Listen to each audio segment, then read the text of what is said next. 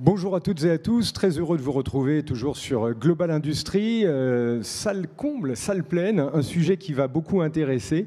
Dans la transformation numérique des entreprises qui est en marche, le concept de jumeaux numériques s'installe progressivement et apporte aux entreprises un nouveau potentiel dans la performance, la modélisation, les choix stratégiques et dans bien d'autres secteurs encore. Nous allons explorer les dernières tendances de ce concept digital d'envergure avec 3 experts que je remercie de nous avoir rejoints. Philippe Véron, bonjour. Vous êtes président de l'association des Instituts Carnot et directeur du Carnot Art. Bonjour à toutes et à tous. Voilà. Denis De Becker, vous êtes senior partner chez Muse Partners. En effet, bon après-midi à tous. Et Eric Padiolo, bonjour. Vous êtes IoT Program Manager au CETIM et à l'Institut Carnot aussi. Exactement. Voilà. Alors, on va avoir avec vous 3 éclairages complémentaires. Je commence avec vous, Philippe Véron. Les Instituts Carnot, dont vous êtes président, ont un champ d'action très large qui relie la recherche, l'entreprise, les pouvoirs publics. Ce concept de jumeaux numériques qui se consolide depuis plusieurs années déjà, comment vous le voyez aujourd'hui et quelles sont ses grandes caractéristiques ? Merci. Alors, d'abord, en un mot, les Carnot, c'est la recherche pour l'innovation des entreprises et les 39 instituts Carnot français couvrent tous les domaines de la science et développent leurs activités de recherche en lien avec le monde industriel. Alors, plus précisément, donc, au sein de l'Institut Carnot Art, qui est porté par Art et Métiers, on développe bien sûr un certain nombre de sujets de recherche, dont le jumeau numérique. Et finalement, c'est des travaux qu'on mène de manière pluridisciplinaire entre plusieurs laboratoires. Sur l'Institut Carnot Art, c'est 23 laboratoires de recherche. Et pour venir sur ce sujet du jumeau numérique, finalement, le jumeau numérique, c'est aujourd'hui la suite logique dans tout le processus qui s'est déroulé ces dernières décennies sur la digitalisation des cycles de vie produits, avec au départ la conception assistée par ordinateur, puis la simulation numérique qui a pris de plus en plus de place. Aujourd'hui, on a massivement digitalisé les phases amont du cycle de vie des produits avec la phase de conception de produits, d'industrialisation. Et le jumeau numérique va venir prendre la suite sur, finalement, le jumeau numérique, c'est le clone numérique du produit en service pendant toute sa vie en service jusqu'à sa fin de vie. Voilà, et donc on y reviendra, je crois, tout à l'heure, mais on développe bien sûr des travaux autour du jeu numérique, et notamment avec une approche hybride sur laquelle je reviendrai peut-être un peu tout à l'heure. Tout à fait, et on peut préciser qu'on est parti au début du produit, comme vous avez bien fait l'historique, on est parti du produit, mais maintenant ça s'est étendu, ce concept, à des structures, des systèmes. On évoquera ça bien sûr avec les entreprises. Oui, je crois que dans ce domaine-là, la notion de produit n'est pas limitée à l'automobile ou à l'aéronautique. Une usine, c'est un produit, un bâtiment, c'est un produit. Donc tous les systèmes finalement réels qui existent peuvent avoir un jumeau numérique, y compris nous-mêmes, les êtres humains. Et tout à fait, on le voit avec la reconnaissance faciale et tous ces principes. Denis De Becker, un mot donc sur Muse Partners, peut-être pour commencer, et puis après, quelle est votre approche, votre vision de ce jumeau numérique ? Alors, je dirais que c'était naturel qu'on s'intéresse aux jumeaux numériques chez Muse. Bon, moi, je suis tombé dans le PLM quand j'étais petit, dans la marmite du PLM. Et Muse Partners s'est fondé en 92 sur la performance, la R&D et le PLM, qui ne s'appelait pas encore PLM à l'époque. Et du coup, dans un des... On rappelle peut-être le PLM pour... Oui, alors Product Life Cycle Management. Donc, c'est la gestion, effectivement, du cycle des données des produits sur l'ensemble du cycle de vie.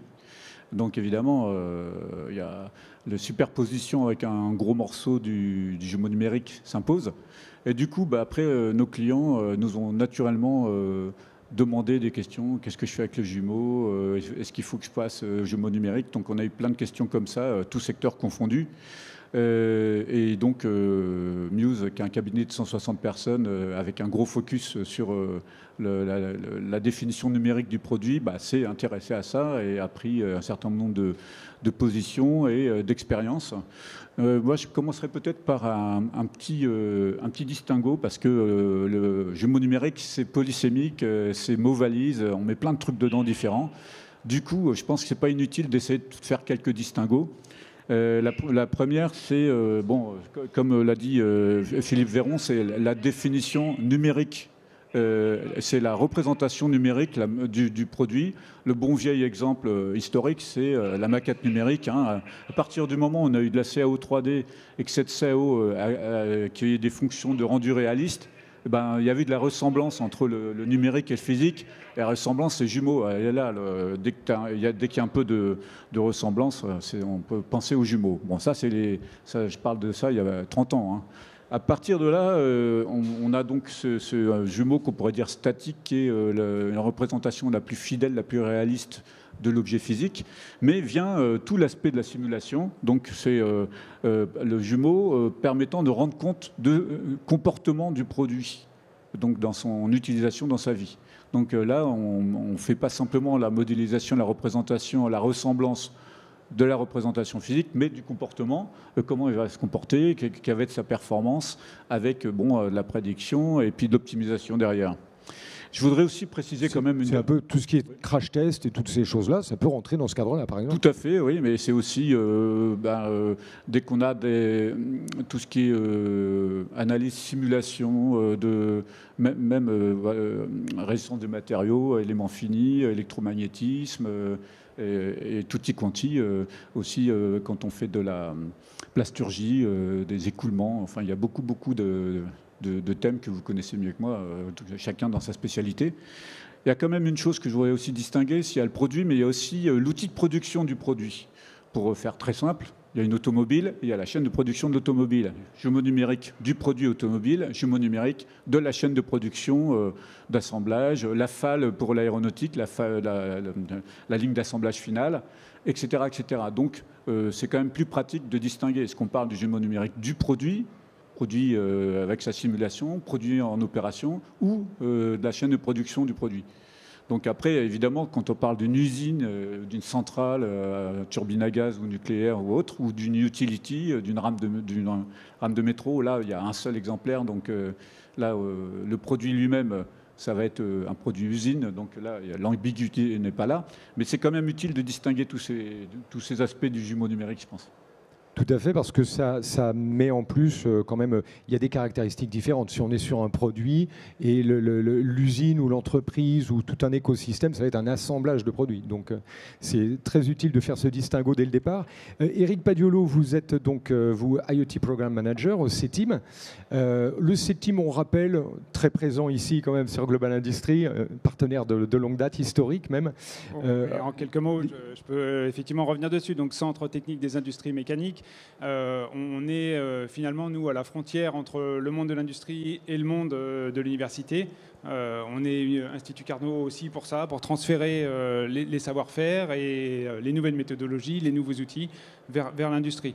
De deux manières, hein, ça peut être de manière totalement collective sur nos fonds propres, entre guillemets, qui nous proviennent de la taxe prélevée chez les industriels de la mécanique. Et ça peut être aussi de façon tout à fait privée, sur des besoins confidentiels et personnalisés. Côté jumeaux numériques, pour y venir, c'est quelque chose qui nous permet de finalement adresser l'ensemble de la chaîne de valeur, depuis la captation de données sur les produits jusqu'à la mise en service et l'utilisation par les industriels ou les utilisateurs finaux des produits. Donc on a historiquement des savoir-faire métiers au CETIM sur les capteurs, contrôle, mesure, récupérer de la donnée. On a aussi des savoir-faire historiques sur tout ce qui est simulation, expertise de différents métiers, mécaniciens, dont on a parlé un petit peu déjà. Le but du jumeau numérique, c'est justement de faire la passerelle entre tout ça, grâce à l'IoT notamment. Hein, c'est une des technologies qui a permis le déploiement du jumeau numérique et qui fait, je pense, qu'on en parle aujourd'hui et que ça devient accessible à tous. Donc voilà, mon métier au CETIM, c'est ça. C'est de faire la passerelle entre les deux et de pouvoir jongler avec toutes les technologies, de gérer l'interopérabilité, de s'adresser aux différents besoins, aux différentes finalités du jumeau numérique. Il n'y en a pas un, il y en a une infinité en fonction des besoins. Et c'est ça aussi qu'il faut être capable de traduire et de bien spécifier pour ne pas faire une usine à gaz, quoi. Sans parler du domaine énergétique dont on parlait tout à l'heure. Hein. Tout à fait. Et on peut peut-être commencer là-dessus. Il faut, on le voit dans ce que vous évoquez à l'instant, pas forcément réconcilier, mais faire travailler ensemble des gens qui viennent des fois de la mécanique, des fois du monde très très physique, avec les gens qui vont faire la représentation digitale et numérique. Donc il y a cette liaison à créer avec des passerelles très nombreuses entre des ingénieurs et puis des purs digitaux, des purs geeks qui vont faire la représentation, dupliquer la représentation. Comment ça se passe concrètement, ça par exemple Philippe Véron? Je peux répondre un peu là-dessus. Nous, c'est l'ADN un petit peu justement de l'Institut Carnoir de faire travailler ces laboratoires ensemble avec des compétences effectivement qui sont pluridisciplinaires, multiphysiques. Il faut des compétences, il faut des gens qui connaissent, qui soient capables de modéliser les comportements physiques, divers et variés, mécaniques, thermiques, acoustiques, tout ce qu'on peut imaginer. Pour capter des données, il faut être capable de faire de l'instrumentation, il faut être capable de faire du traitement des données avec des données de qualité, faire de la modélisation de systèmes multiphysiques et de plus en plus introduire aussi des techniques d'intelligence artificielle, de machine learning, deep learning, pour faire de l'apprentissage de comportements physiques, des systèmes physiques, pour les intégrer dans les jumeaux numériques. Et puis, on a aussi, notamment dans les laboratoires arts et métiers, un certain nombre de plateformes technologiques pour faire de l'expérimentation et pour, bien sûr, valider et mettre en œuvre tout ça. On est sur la donnée, ça va être un sujet très très important. Donc il y a cette récupération des données par des gens du métier. Et puis après, il y a un labo, des chercheurs, des scientifiques qui vont traiter toute cette donnée, qui vont qui vont l'interpréter, qui vont la reformuler peut-être, la formaliser, de façon à faire un double digital qui soit fiable et qui puisse rendre compte effectivement Oui, alors sur ce sujet-là, c'est clair qu'il y a des verrous et des enjeux très forts autour des data, de leur acquisition, de leur traitement et de leur exploitation, évidemment. On peut construire des jumeaux numériques basés sur les données, en fait, uniquement. On appelle ça, nous, du digital twin. La difficulté, effectivement, c'est qu'en général, il faut beaucoup de données. Et dans un certain nombre d'applications industrielles, les données peuvent être complexes à acquérir, peuvent être difficiles à traiter, à exploiter. Voilà. Et alors, du coup, nous, on développe plutôt une approche de méthodologie de construction de jumeaux numériques hybrides. Le jumeau numérique hybride, c'est quoi? En fait, l'idée, c'est de dire on a des modèles de comportement basés sur la physique qu'on maîtrise plutôt bien à travers des codes de simulation numérique aujourd'hui. On va utiliser en fait ces modèles de comportement basés sur la physique pour faire, on va dire, la première réponse du jumeau numérique par rapport au système physique. Mais on sait aussi que dans ces modèles de comportement basés sur la physique, ces modélisations, il y a un certain nombre de phénomènes qu'on sait mal modéliser, qu'on s'est mal représenté, et puis on a aussi un certain nombre de phénomènes qui évoluent au cours du temps dans un système physique, dans un produit en fonctionnement. Il y a de l'usure, il y a des jeux, il y a des phénomènes thermiques qui peuvent évoluer. Et donc cette part qu'on appelle finalement une part d'ignorance qu'on a dans ces modèles, basés sur la physique, on va venir en fait la corriger par des données effectivement issues des systèmes réels. Et du coup, ces données, on en a besoin de beaucoup moins.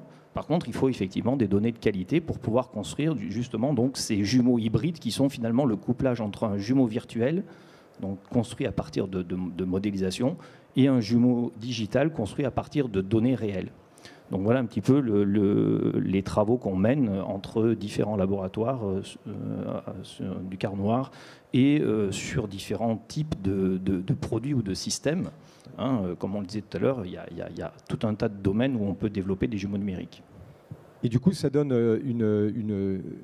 un jumeau très évolutif. On voit là actuellement sur l'écran vos images, Eric. On peut peut-être parler de ce type de représentation avec, comme vient de l'évoquer Philippe, une première modélisation basée sur tout ce qu'on a de données au départ. Et puis après, le jumeau va évoluer. On va le faire évoluer en fonction les deux vont se challenger en fait, le jumeau et le produit réel. C'est la version ultime du jumeau, effectivement, qu'elle puisse réagir en temps réel pour pouvoir contrôler quelque chose qui vit. On est soit dans une phase de production où il faut suivre la chaîne de fabrication. On est aussi sur un produit, comme on peut le voir à l'écran, où là, la voiture autonome, c'est quand même un véritable exemple de jumeau numérique. On a le modèle de la voiture qui tourne, qui permet donc de capter l'information et de faire réagir et piloter la voiture telle que prévue. Il y a quand même deux niveaux, et c'est là où je voulais en venir quand vous avez mis cette image, c'est qu'il y a quand même deux niveaux dans le jumeau numérique. Il y a la partie conception et la partie utilisation. Dans la partie conception, on va plutôt faire confiance au terrain, donc on va capter les données, on va construire un modèle qui est représentatif de la réalité. On va le corréler finalement. Une fois que ce modèle est fiable, valide, alors on peut passer en utilisation, et là c'est plutôt l'inverse. On va faire confiance au modèle jusqu'à temps que le réel nous dise ça diverge. Quand ça diverge, là, il faut soit avoir déjà la réponse, ce n'est pas tout le temps le cas, et quand on n'a pas la réponse, on demande à l'utilisateur ou à l'opérateur de renseigner. Est-ce que le modèle est bon et il y a un défaut dans la machine, voiture ou autre, soit le modèle, finalement, non, il n'est pas très bon, et il y a une situation de vie qu'il faut réapprendre, et c'est là où, bien sûr, le traitement de la data devient extrêmement important pour que tout ça, ça soit fait aussi en automatique. Alors on le voit, il y a beaucoup d'étapes d'utilisation et de concrétisation de ce jumeau numérique. On peut peut-être avec vous, Denis, faire toujours en gardant l'image, on va voir, il y en avait une autre aussi sur un moteur qu'on va voir. Voilà. Je vais le mettre à l'image. Les différents secteurs qui utilisent le jumeau numérique, il y en a qui sont à la pointe, d'autres qui juste démarrent aujourd'hui à utiliser ce concept. Effectivement, on peut faire un petit tour d'horizon. Alors moi, je vais me placer d'un point de vue de projet industriel. Donc peut-être pas sur des activités pures, de recherche, mais sur vraiment la conception, la production. L'application pure et dure. Très terrain industriel. Je voudrais aussi souligner, comme l'a dit Philippe Véron et Eric Padio, expliciter une chose, c'est qu'on parle vraiment de jumeau numérique quand on a des retours terrain des données des produits. Sinon, on est encore finalement dans la maquette numérique classique. Le jumeau numérique, ça induit, c'est pas écrit dans les mots, mais ce concept en fait implique qu'on a une boucle de rétroaction avec des données réelles. Et donc, on peut faire plus que juste le jumeau numérique statique, abstrait. Là, on a le terrain de la vie du produit qui remonte. Et c'est ce rebouclage qui fait l'intérêt du jumeau, enfin, un des gros intérêts du jumeau. Alors, si on fait un petit tour d'horizon sectoriel, on pourrait commencer par le plant, par exemple, l'usine, puisque ce n'est pas forcément toujours celui qui vient en premier en tête. Ou les centrales, par exemple les centrales turbines à gaz, les centrales électriques, le nucléaire, les utilities. Donc là, on voit, il y a des choses qui sont très anciennes. Par exemple, le fait d'utiliser du scan 3D d'installation pour le compléter et être prêt quand on va faire des opérations, par exemple d'arrêt de tranche, des opérations de maintenance, de pouvoir agir sur une configuration appliquée réelle et pas seulement l'appliqué qu'on croyait ou celui qu'on avait dans les bouquins, enfin dans la CAO. Là, on a le réel. Typiquement, par exemple, c'est pas tout plan, c'est pas forcément des angles à 90 degrés, mais ça va être à 88,7 degrés. La plateforme offshore, peut-être que son pont supérieur, il a fait des vagues depuis, enfin il a un petit peu ondulé depuis. Donc là, on a la assets réels. Donc là, c'est des choses qui existent depuis longtemps. Maintenant, ce qui aussi s'amplifie largement, c'est le nombre de capteurs et la remontée et l'exploitation des données de ces gros assets. Par exemple, des données beaucoup plus fines sur les machines tournantes d'une usine à gaz ou d'une grosse installation qui permet, avec justement tous les algorithmes de type IA, de learning supervisé ou pas, de pouvoir aller vers la maintenance prédictive et gagner des sous. Pareil, hein, quand on arrive à faire des arrêts de tranche où on ne se plante pas parce qu'on sait exactement comment est l'usine, la centrale, et bien là on gagne des jours de production, donc là c'est tout de suite des gros chiffres rentables quand il s'agit d'un gros asset, d'une grosse usine, grosse centrale. Après, ça, on pourrait appliquer le même genre de choses sur les usines de production automobile ou les FAL, les lignes d'assemblage aéro. Après, évidemment, quand on a souvent à l'esprit l'automobile avec quelques aspects, il y en a un, c'est l'évolution qu'on connaît bien vers le véhicule connecté, mais avant ces étapes-là, il y a le véhicule autonome, pardon. Avant ça, il y a tous les services connectés dans la voiture qui amènent à être capable de faire un jumeau numérique avec tous ces logiciels qui amènent tout de suite à des questions bien pénibles de maîtrise de la configuration. C'est quoi vraiment ma configuration spécifiée, ma configuration conçue, construite, maintenue, et du coup, si on ne maîtrise pas ça, un jumeau numérique qui peut être à côté de la plaque. Et alors là, voilà. Et donc, il faut pouvoir gérer ça. Idem pour la diversité, qui dans l'automobile est un point extrêmement difficile, puisqu'on connaît que la combinatoire est en milliards. Donc, il faut pouvoir avoir une maquette numérique qui rende compte de la diversité, peut-être avec des configurateurs permettant d'avoir le jumeau numérique de l'option machin, la couleur truc. Il y a des exemples sur le salon, par exemple, de rendu de jumeaux numériques d'hélicoptères selon les options qu'on veut montrer aux clients. Bon, là, c'était pas dans la voiture, c'était dans l'hélico, mais c'est même topo. Après, on a des secteurs émergents. On a parlé un petit peu de la santé. Il y a des efforts de faire le corps numérique, mais aussi les modélisations des molécules, des interactions dans des molécules et des principes actifs pour la découverte pour les laboratoires de R&D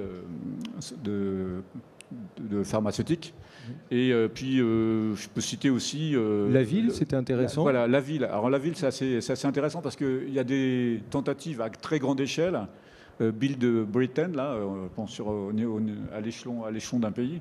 Il y a des villes qui commencent à y aller. En Singapour, il y a des choses assez impressionnantes qui ont été faites sur Singapour. Hein.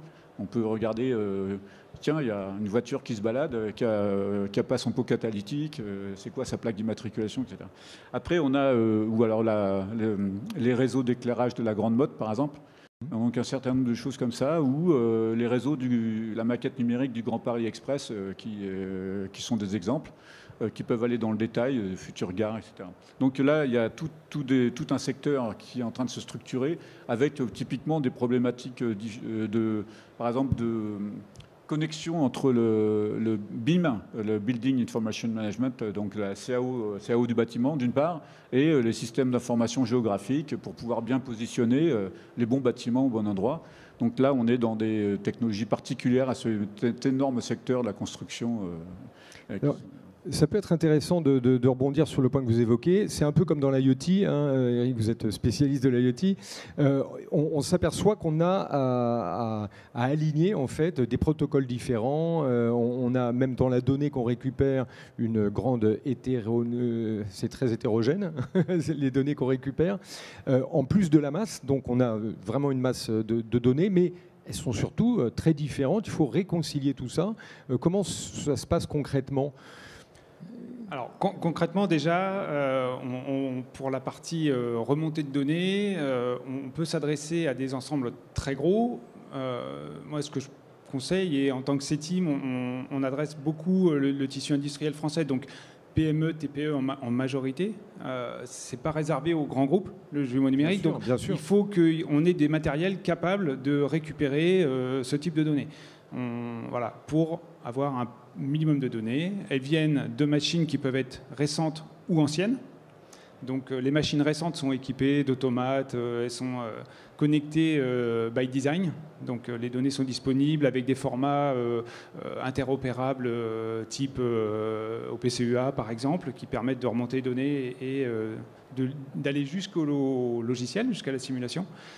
Quand ce n'est pas le cas, il faut développer ou utiliser des librairies qui sont majoritairement open source quand même, qui permettent de transférer les données d'un format à un autre et les rendre exploitables. On parle beaucoup de 3 dimensions là, ça peut être aussi une dimension.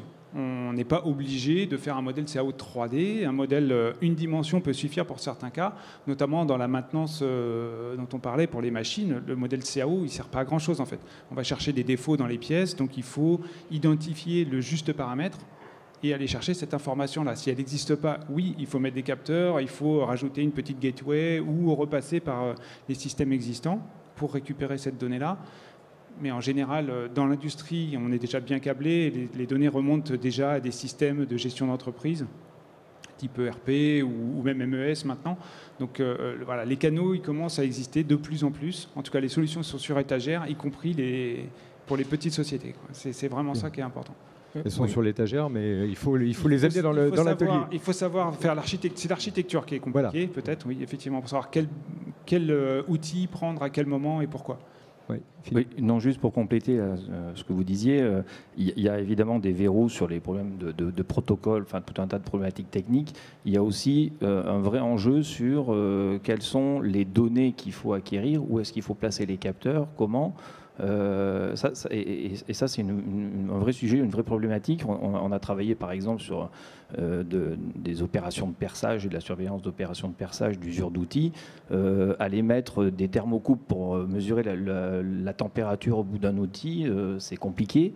Et on s'aperçoit finalement qu'en surveillant l'intensité du courant dans la broche, on arrive à avoir une très bonne estimation finalement de l'état de santé de l'outil. Et c'est beaucoup plus facile effectivement de mettre un ampèremètre que d'aller mesurer une température. Donc il y a tous ces sujets-là, et ça nécessite effectivement une bonne connaissance des phénomènes physiques en fait et des comportements physiques qui sont dans tous ces produits-là. Oui, je voudrais aussi donner un point complémentaire tout à fait à ce que vient de dire Philippe Véron. Il y a aussi le problème de la propriété. C'est bête, mais à qui elle est la donnée. Vous avez un produit, un usage du produit, eh bien, ces données, il y a quand même un petit problème de savoir à qui elle est, qui peut l'exploiter et qui peut en exploiter les conséquences. Bon, alors si vous avez votre véhicule qui est connecté, vous pouvez, avec certains véhicules, cliquer pour envoyer les données. Vous ne savez pas forcément à qui. A priori, ça a l'air de partir vers le constructeur. Mais après, qu'est-ce qu'il en fait? À quoi ça sert? Est-ce que ça va servir à votre assureur pour vous dire « Ah, vous êtes un super conducteur, donc je vous fais un super bonus ?» Mais bon, voilà. Donc, il y a ces choses-là.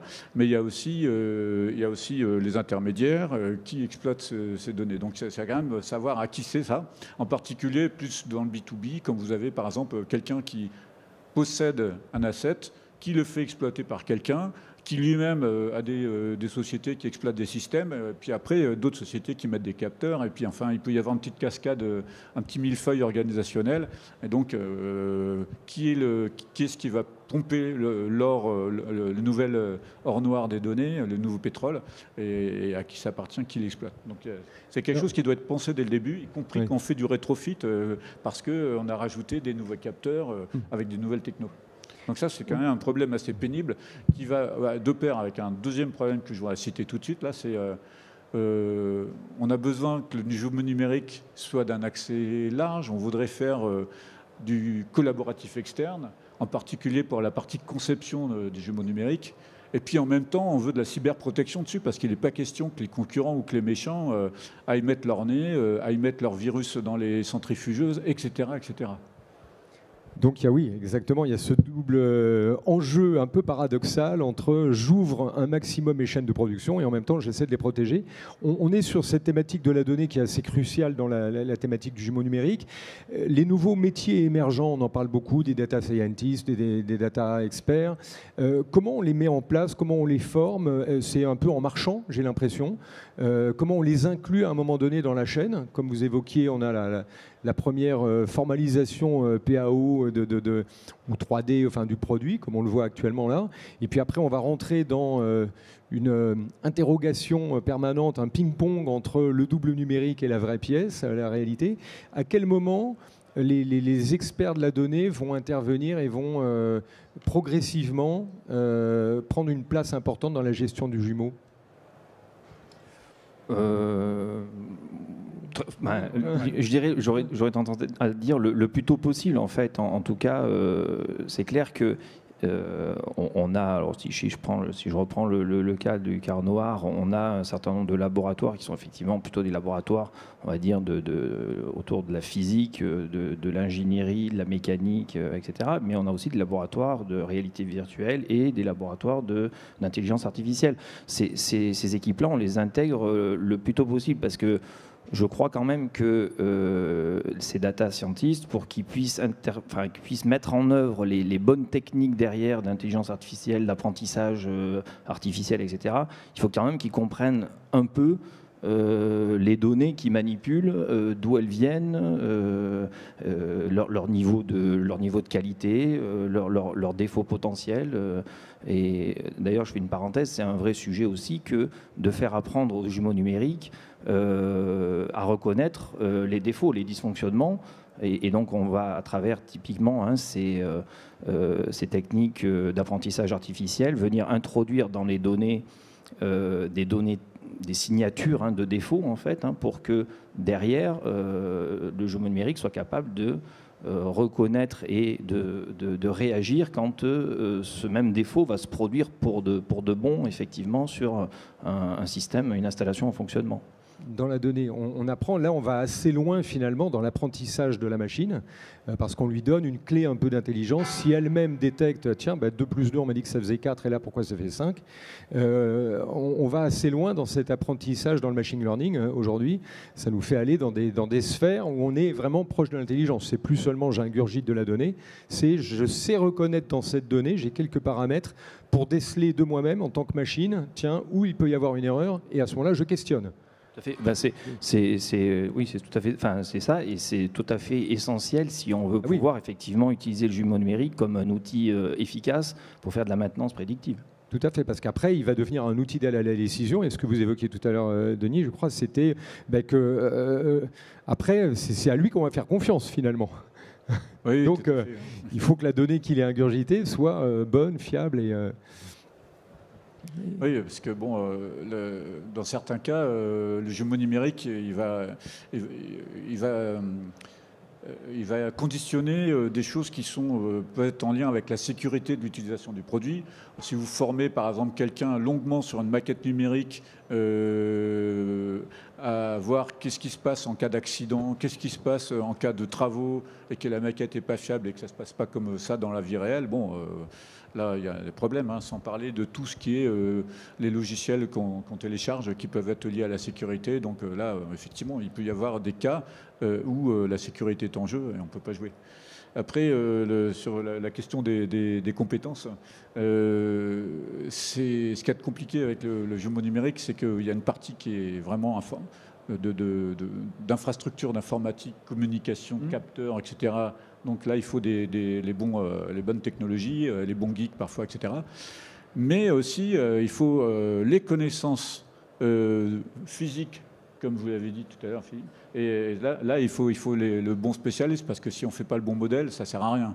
Mais derrière ça, moi, j'ajoute aussi, il y a une réponse par problème business, en fait. Typiquement, si vous avez à résoudre un problème qui est que les analyses de crash que vous faites en numérique ne correspondent pas à vos mesures de crash, par exemple, bon, là, il faut un modèle spécial pour ça, il faut des morceaux de jumeaux numériques spécial pour ça, avec les bonnes mesures, les bonnes détections, et puis derrière, des super experts. Alors là, il faut les chercher. Donc c'est un peu un problème business, un axe du jumeau numérique. Je ne vais peut-être pas dire un jumeau numérique, mais au moins un morceau du jumeau numérique. C'est donc derrière ça la notion de modèle, de réduction de modèle et toutes les spécialités sur la spécialisation de ce modèle pour résoudre un problème business. Si le problème business est mal posé, vous n'aurez sans doute pas la bonne réponse. On peut imaginer, allez-y Eric. Juste pour compléter sur cette partie intelligence artificielle qui est effectivement un peu au cœur du sujet dans le jumeau numérique, parce qu'on va être obligé de lui faire confiance. Les données, elles sont programmées quand même. Elles sont programmées soit sur la base de modèles donc, qui viennent de l'expert métier, donc il faut un informaticien pour traduire ça dans un langage qu'un modèle peut exploiter. Ça peut venir de statistiques, ça peut venir de beaucoup de choses. Et ça, cette notion-là de traitement des données, elle existait déjà. Avec Excel, tout le monde en fait, du traitement de données. On est capable de tirer une droite pour faire une régression linéaire avec des prospectives dans le futur en disant si ça continue à être linéaire, demain ça va atteindre cette limite-là. C'est déjà un jumeau numérique, une droite. Pour une température, une courbe de température, ça suffit pour être capable de prédire que là ça chauffe, c'est pas normal. C'est l'expert métier qui donne les seuils. Ou bien c'est l'intelligence artificielle, mais elle est de toute façon programmée selon des règles métiers. Effectivement, il faut savoir les programmer, les traduire, les faire tourner en temps réel. Et ça, c'est ce qui est donné de nouveau. Et grâce à l'intelligence artificielle, on peut traiter maintenant beaucoup plus de données avec beaucoup plus de paramètres. Et il y a la quantité de données déjà et le nombre de paramètres qu'on doit suivre en parallèle qui n'était pas possible avant. Avant, on savait suivre une température et puis un potentiomètre. Maintenant, on peut suivre tous les paramètres de la machine grâce à l'intelligence artificielle. Mais elle reste programmée et elle doit être explicable, surtout dans le jumeau numérique. Elle doit être explicable. Et ce qu'on évoque là, c'est qu'en fait, finalement, les data experts qui vont gérer toute cette partie numérique, donnée du jumeau numérique, à la fois, ça sera des gens un peu hybrides aussi, j'ai l'impression, qui vont avoir une grande habitude de la donnée, de l'intégration, de la compréhension de la donnée, et à la fois qui auront une expertise métier, parce que comme vous le soulignez, Denis, il y a tellement de secteurs où on peut appliquer le jumeau numérique. Il y a des data scientists qui devront avoir quand même une bonne expérience de la vie des matériaux, des métaux par exemple, ou d'autres qui auront un aspect peut-être sociologique, ceux qui vont travailler sur le jumeau numérique d'une ville, ils vont peut-être avoir besoin d'une expertise sociologique. Donc on le voit, ça sera ce métier, pour ceux qui nous écoutent, et on sait que c'est un métier d'avenir, c'est parmi les métiers émergents aujourd'hui, ça va être en fait des personnalités avec des connaissances un peu hybrides. J'ai une grande habitude de la donnée, de la gestion de données, puisque ça va être mon outil de travail, et en même temps j'ai une expertise métier sur un thème. Et du coup, ils auront ce potentiel-là sur un jumeau numérique précis. C'est ça l'idée ? Oui, complètement. Hein. Enfin, ça rejoint clairement l'évolution qu'on mène au niveau des cursus ingénieurs arts et métiers, par exemple, hein, où on va introduire effectivement de plus en plus des connaissances autour des techniques d'IA, d'apprentissage artificiel. L'objectif n'étant pas de faire des spécialistes de ces techniques-là, mais des ingénieurs capables de mettre en œuvre ces outils et de les exploiter en concertation, bien sûr, et avec l'appui des vrais spécialistes. Mais il y a besoin, effectivement, de la même manière que ce que je disais tout à l'heure, pour les data scientists, à un moment donné, il faut quand même comprendre un petit peu les données qu'on manipule. Si on manipule des données dans le domaine de la finance, c'est pas tout à fait les mêmes que si on manipule des données dans le domaine de la physique, ou de la mécanique, de la thermique, etc. Donc, il faut cette connaissance un peu croisée. Vous voulez rajouter, Denis ? Je vais peut-être avoir un commentaire un petit peu tranché par rapport à la question que vous avez posée juste avant. En fait, la personne hybride qui maîtriserait le jumeau numérique, je caricature exprès. Oui, allez-y, on est là pour ça. Ça peut ne pas marcher dès lors qu'on a un produit complexe ou un grand groupe industriel, du fait que il y a beaucoup de casquettes pour que ça marche. Je vous l'ai dit tout à l'heure, il faut qu'il y ait des gens qui soient capables de maîtriser le câblage, tout ça, la partie IoT, l'infrastructure, la communication, tout ça. Déjà ça, il y a plusieurs spécialités parce que la cybersécu, c'est pas la même que ceux qui vont peut-être savoir où placer les capteurs, etc. D'autre part, après, il faut... Ce sera un travail d'équipe. Voilà, exactement. Ce sera un travail d'équipe. C'est un travail d'équipe. Il faut qu'il y ait quelqu'un qui dise, moi, mon problème, c'est ça. business et pas mon problème, je sais pas, informatique ou autre. Donc en liaison avec les clients, la stratégie de la boîte, etc. Il faut qu'il y ait des gens qui disent, moi je suis dans les algorithmes, je sais vous dire ce qu'on peut faire avec ces algorithmes, donc c'est l'algorithmicien. Derrière, après, il y a des gens qui vont développer, en général c'est pas les mêmes, hein, c'est plutôt le data scientist et le développeur. Et puis vous avez après les gourous, les experts, comme vous disiez tout à l'heure, sur un problème particulier physique ou parfois multiphysique ou autre, qui pourra faire, comme vous le disiez tout à l'heure, tout à fait, Eric, de la réduction de modèle. Hein. Pourquoi faire un truc 3D quand on a besoin, quand une courbe suffit. Voilà, donc pour moi, c'est plutôt des capacités à travailler en équipe et de la subsidiarité. C'est en général le gars qui est bien capable de poser le problème business, c'est rarement celui qui trouvera le bon algorithme, sauf s'il a eu de vie. Bon, voilà. Et au niveau de l'apprentissage, quand même, il y a une chose intéressante, c'est que oui, il faut que les gens apprennent. Donc un data scientist qui travaille toujours sur la Smart City, il va être meilleur. Donc il va effectivement, lui, apprendre à choisir le bon algorithme. L'algorithme aussi doit apprendre. On parlait d'apprentissage machine learning, c'est ça. Si on utilise une base de données qui est déjà renseignée par rapport à la problématique qu'on cherche, elle sera bien plus efficace. Donc ça aide aussi à choisir en fonction de ça. Et donc après, de fil en aiguille, des spécialités comme on les créait avant, basées sur l'expérience, sur l'empirisme, ça s'adapte aussi à tout ce qui est intelligence artificielle. Donc le jumeau doit apprendre, c'est un cercle. Hein, on boucle l'apprentissage du jumeau à chaque opération quasiment. Hein.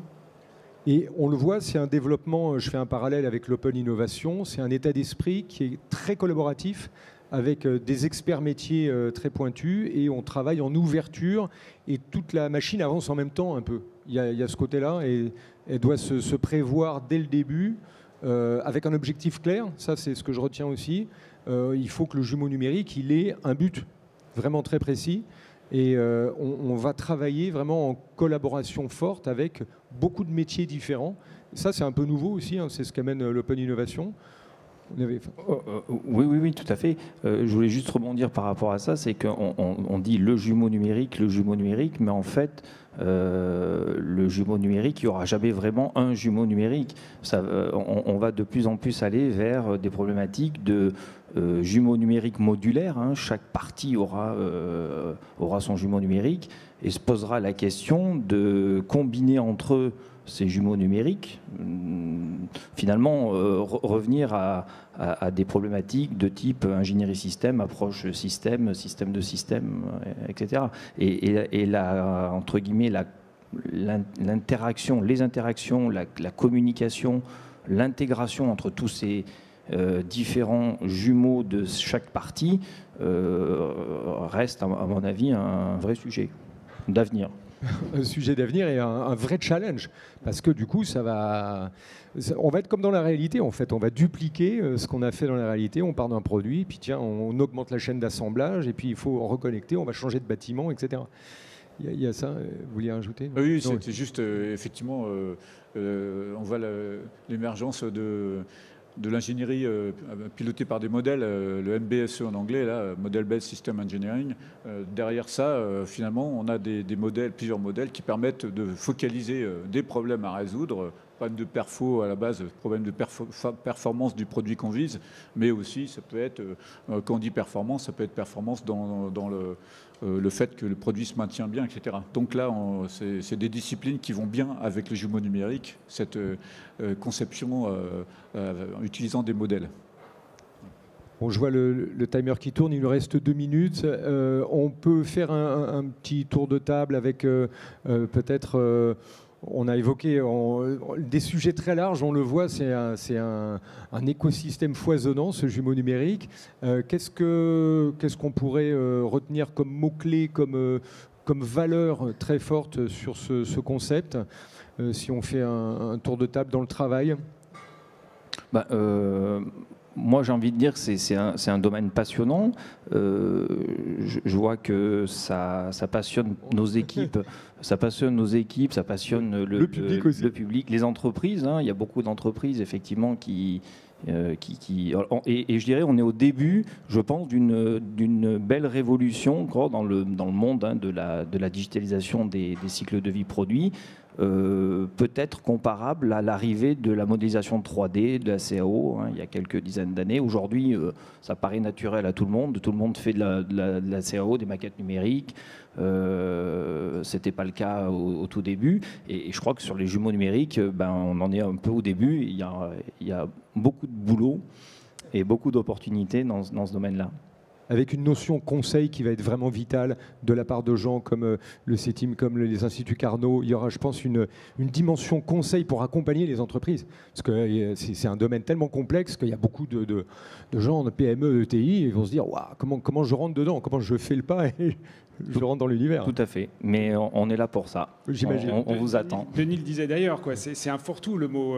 Oui, bien sûr, c'est un mot valise. Il faut savoir faire le tri dans tous les outils et voilà, moi le mot clé c'est le juste jumeau quoi. Il faut qu'il soit juste, fiable, valable, et il faut qu'il soit aussi au juste nécessaire. C'est le plus important. Excellent. Denis, comme le chrono tourne, le dernier mot. Deux fondamentaux. Un, c'est qu'est-ce qu'on vise. Donc, c'est quoi l'axe business qu'on fait derrière ce jumeau, parce qu'on ne peut pas faire un jumeau pour tout. Et le deuxième, peut-être, c'est un truc un tout petit peu plus technique. Il y a des fondamentaux techniques à avoir. Gérer la configuration du jumeau sur différentes étapes du cycle de vie ou sur la diversité du produit lorsque le produit a beaucoup de diversité. Si on ne gère pas bien la conf, on va avoir un jumeau qui risque d'être faux. Voilà. Très bien.